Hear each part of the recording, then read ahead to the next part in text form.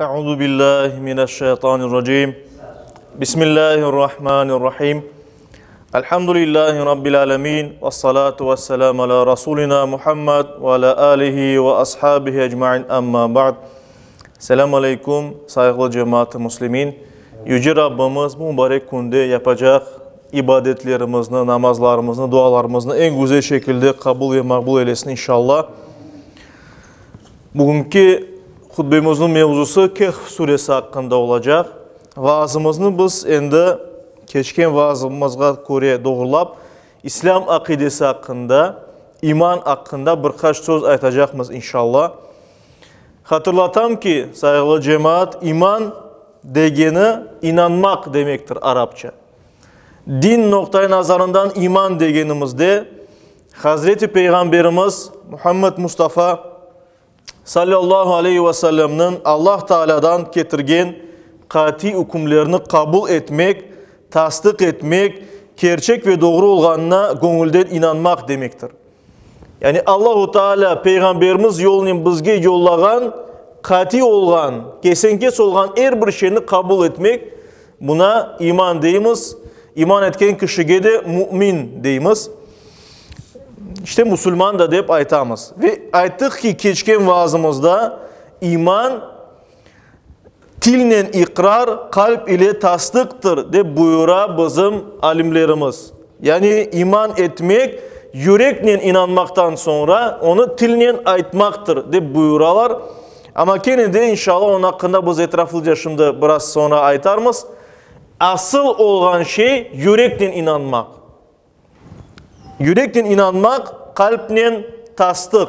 Kalp ile tasdik, yani yürekle inanıp, işanıp, bunu öyle olganını bilmek manasında. Demek ki imanın yeri kalptir ya da yürektir. Kalp ve yürek aytkanımızda insanın ruhunu biz aytamız. Yani insanın ruhu var, dili var, kalbi var, yüreği var. Bunlar hepsi aynı şeyini ifade ete. Yani insanın bu asıl olan ruhunu aytamız. Ve bundan da gayrı insanın nefsi var. İnsanın nefsi ya da insanın canı degenimiz şey. O da bu dünyada bizge verilgen ve insan nefsi sayesinde her şeyini isteği, instinktleri çalışan insanda ve her şeyini yani saylamadan isteği ve bir insan elbette ki nefsini sınırlamak gerek, helalını vermek gerek, haramından uzaklaştırmak gerek. Hadislerde Peygamberimiz Muhammed Mustafa sallallahu aleyhi ve sellem birçok hadis-i şerifte buyura, bir kimsenin yüreğinde, bir kimsenin gönlünde ya da ruhunda hardal tanesi kadar ya da buğday tanesi kadar ya da zerre tanesi kadar imanı olan bir kimse kurtulacağı ve cezasını görgenden son cennetke baracağı buyurula. Yani Peygamberimiz dey ki hadislerde bu buyurula. Kur'an-ı Kerim'de bunun hakkında açık ifade yok ama Peygamberimiz bunu ayta. Dey ki bir insan bu dünyada kimerde günah yapa, günahları az olsa, sevapları çok olsa Allah-u Teala inşallah onu bağışlar ve o cennetke baracak. Ama bir de bir mümin, Müslüman, onun günahları çok olsa, sevaplarından ziyade olsa, Allah-u Teala onu bağışlamasa ya da kiminin kul hakkına kırgın olsa, o kullar, o insanlar bağışlamasa, bu insan cezasını görecek, cehennemge baracak ve cezasını görgenden son zerre kadar ya da buğday tanesi kadar ya da hardal tanesi kadar çok az imanı olan bir kimse bile sonunda cezasını görgenden son cennetke baracaktır. Ve hatta Peygamberimiz Muhammed Mustafa sallallahu aleyhi ve sellem buyura ki kutsi hadiste Allah'ın adından değil ki bir cehennemden cezasını görgenden son çıkan son kişi, yani en çok günah yapkan mümin, en çok günah yapkan bir Müslüman cehennemde cezasını görecek, andan son çıkacak. Ne vakit çıkacağını biz bilmeyiz. Peygamberimiz bunu aytmay. Bin yıl mı, milyon yıl mı ne kadar cezasını göreceğini aytmay. Ama sonunda çıkacak değil. Ve çıkandan sonra Allah-u Teala ona aytacak. Ey kulum, sen bana iman etken edin. Ona göre de cennetke var. Senin için hazırlanan yerge var diyecek. Ve o kişi cennetin son çıkan imanlı kişi, imanı en zayıf, günahı en çok olan kişi, cennetke barmağa isteyecek, görecek ki cennetin her yeri dolu endi. Ona yer sanki kalmagan. Ve Allah kaytacak, ey Rabbim, bana bunda yer yoktur deyip birkaç kere böyle olup geçecek ve sonunda Allah-u Teala diyecek ki ona, ey kulum, bana iman etkenin için, yani özüne vazife deyip algan, bu vazifeni yerine getirgenin için sana cennette yer var ve senin mükafatın bu dünyanın 10 katı kadar deyip buyuracak. Demek ki en çok günah yapkan, en az sevap kazangan, cehennemden en son çıkan kişiye en az mükafat olarak Allah-u Teala bu dünyanın 10 katını verecek. Yani bizge bu cennetin mükafatını anlatmak için Allah-u Teala bizge bunu buyura ve bir düşününüz ki cehennemge değil de aman Allah'ın razılığına kavuşup cennetke bargan kişilerin mükafatı ne kadar olacağını endi özünüz tahmin etiniz, özünüz düşününüz.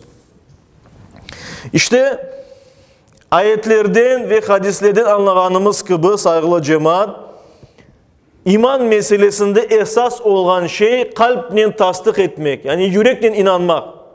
Bir kimse yüreğine inandı mı Allah'a ve Allah'tan gelgen her şeyge, aysa o kişi mümin sayıla, Müslüman sayıla.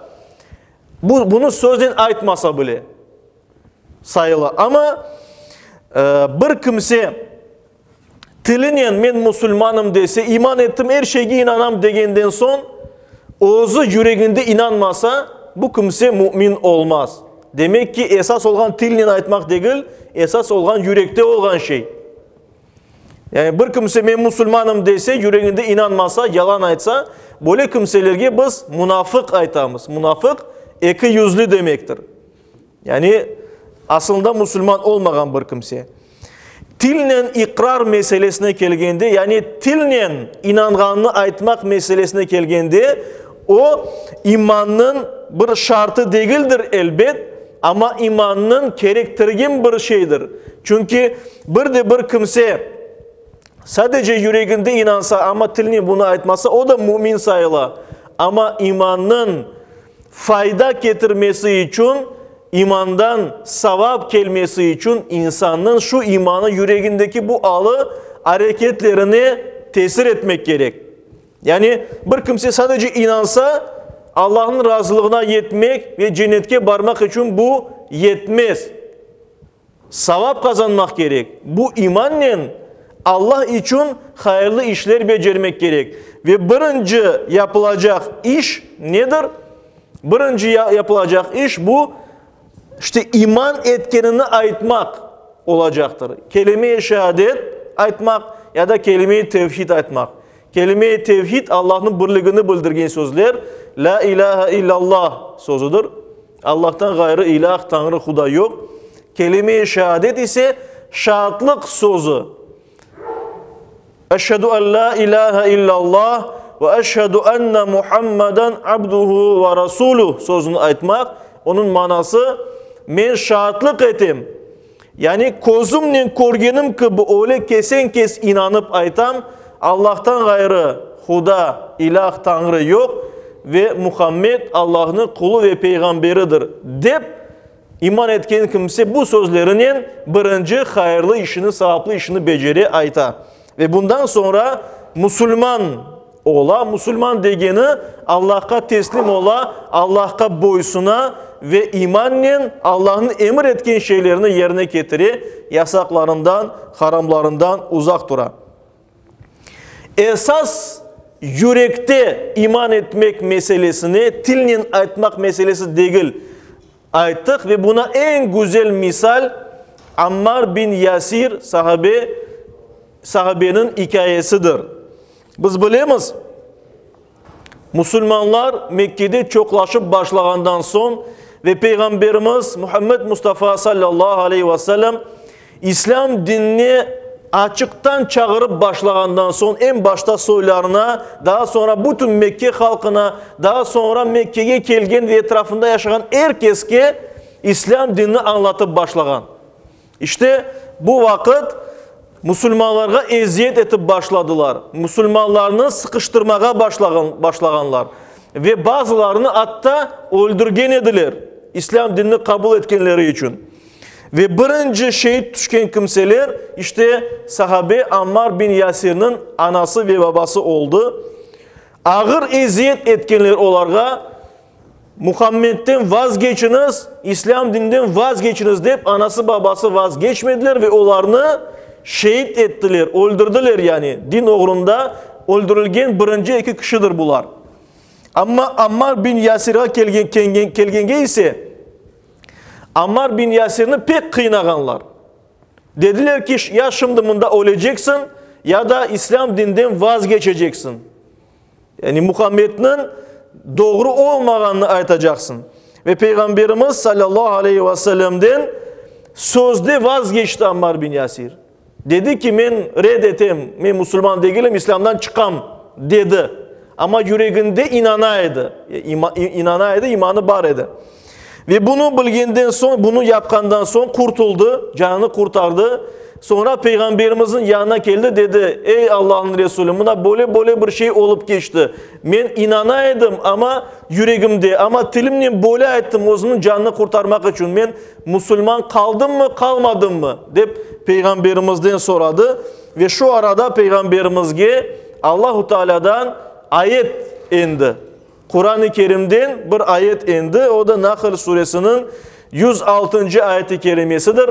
Ve bu ayet-i kerimede Allahu Teala böyle buyurdu. Estaizu billah. Men kefara billahi min ba'de imanihi. Yani kim iman etkenden son Allah'tan vazgeçse, kafir olsa bu yaman bir şeydir diye Allahu Teala. İlla men ukriha ve kalbuhu mutmainnun bil iman. Ancak kimnin yüreği imanla dolu olsa ve o zorlansa buna ve Allah'ını inkar etse o istisnadır diye. Yani o yamanlık yapmayan hakkında ayet-i kerime buyura. Walakin men şaraha bil kufri sadran فَعَلَيْهِمْ غَضَبٌ مِنَ اللّٰهِ وَلَهُمْ عَذَابٌ عَظِيمٌ.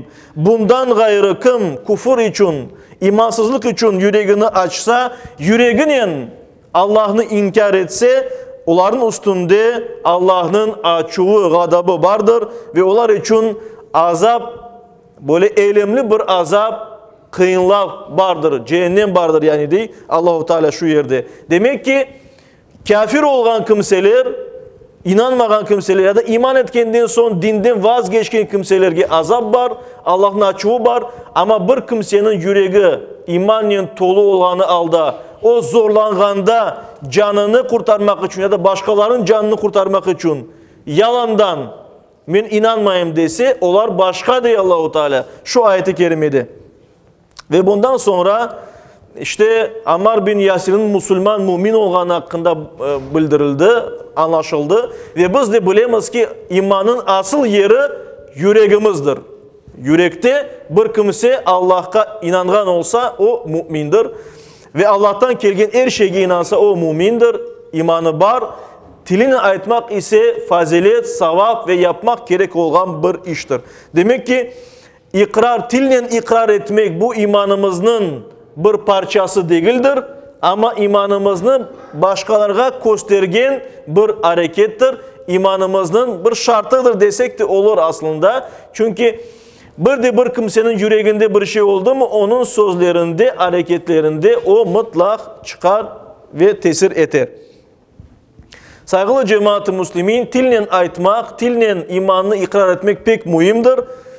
Etrafta olan kişilerinin bu kimsenin Müslüman olmasını bilmeleri için. Çünkü bir kimse iman etkenini aytmazsa Müslüman olganını bilmeyecekmiz. Ama bir kimse ben Müslümanım dese ya da hiç olmadım, Müslüman olan hareketlerini yapkanını biz görsek, Müslüman degenini düşünemiz, Müslüman degeninin kararına gelemiz ve Müslümanca ona davranamız. Mümin olganı bilingen bir kişiden sonra Müslümanca ona muamele etemiz, davranamız. Mesela Onun артında namaz kılamız. Bir kimsenin Müslüman olganını bilsek, o imam tursa arkasından turup ondan son peşinden onun beraber namaz kılamaz. Müslüman bilgenden son ona kızlarımızı, kadınlarımızı veririz evlenmek için. Yani evlenmesi mümkün Müslüman kadınlarla. Müslüman bilgenden son eğer bir hayvanını çalsa, bir hayvanını kesse, onun çalgan hayvanın etini aşap olamaz. Çünkü o onu Allah için kesse Müslüman. Bir Allah'a inanıp bunu yapar. Bizler için bu eylal ola. Bundan sonra bu kişinin bergen fitresini, bu kişinin bergen zekatını kabul etemiz ve fuqarelerge tarqatamiz. Ve Müslüman degen kişinin cenazesini kılamız. Ve yerge defnetemiz. Müslümanca gerek olganı gibi. İşte bütün bunlar ne vakit yapıla? Eğer bir kimse öz tilinin men Müslümanım aytsa, kelime-i şehadet getirse, kelime-i tevhid aytsa ya da hiç olmadım Müslümanca hareket etse. Mesela bir kimsenin Müslüman olganını eşitmedik. Kelime-i şehadetini eşitmedik ama gördük ki o namazlarga bara mesela camiye. Deymiz ki bu kimse Müslüman mı? Biz aytamız Müslüman. Çünkü barıp namaz kılaydı. İşte böylece insanın aytkan sözü ve hareketleri etrafta olan Müslümanların bu kişinin Müslüman bilmesi için mühimdir. Saygılı cemaat-i Müslümin, dünya imtihanı alındamız. Şu dünya imtihanıdır.